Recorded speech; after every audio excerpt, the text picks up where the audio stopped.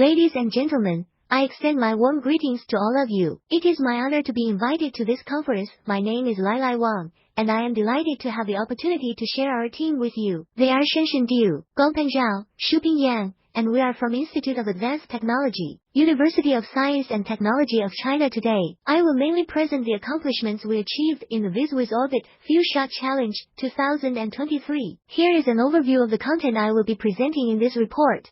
First, I will briefly introduce the relevant details of this challenge. The challenge entails developing a teachable object recognizer capable of rapidly learning new objects from just a few training examples provided by the user. By recording short training videos of their personal objects, the user teaches the recognizer. Once trained, the system should be able to identify the user's objects in complex, real-world videos with various challenges such as clutter, framing, lighting, and viewpoints. This technology has the potential to impact a wide range of applications, not limited to just the blind low vision community. It can be beneficial and applicable to various user groups and scenarios.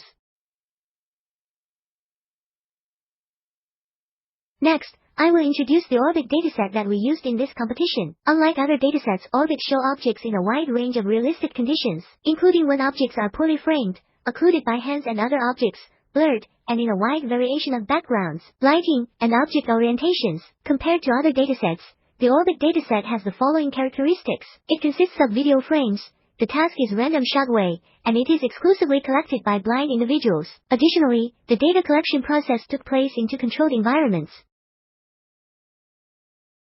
In the third section, I will provide a detailed description of our experimental setup and parameter settings. Here is a table outlining our main experimental setup, including the GPU model and versions of key libraries.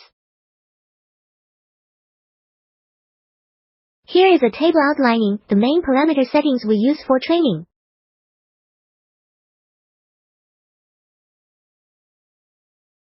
In the fourth section, we will provide a detailed description of our experimental method. Firstly, we employed data augmentation techniques to enhance the training dataset. One of the approaches we used was cropping clean images to increase the proportion of clean data in the training set. This offline data augmentation technique aids in improving the model's ability to handle images. In figure, we illustrate the light processing flow for the meta-training phases of ProtoMats. For each meta-training batch B in the query set, the support set images are divided into batches, processed through the feature extractor, and the resulting embeddings are combined. Furthermore, based on our research, we believe that the choice of feature extractor plays a crucial role in this task. Therefore, we selected two feature extractors for training purposes. The first feature extractor we utilized is the Vision Transformer. The Vision Transformer, VIT, is a state-of-the-art deep learning architecture for computer vision tasks.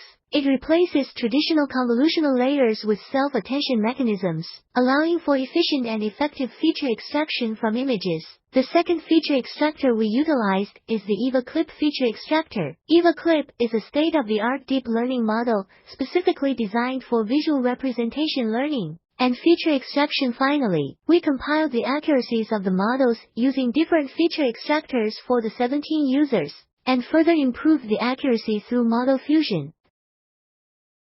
So, in my opinion, our method is very effective for recognized objects in few-shot learning scenarios. Thanks for your listening.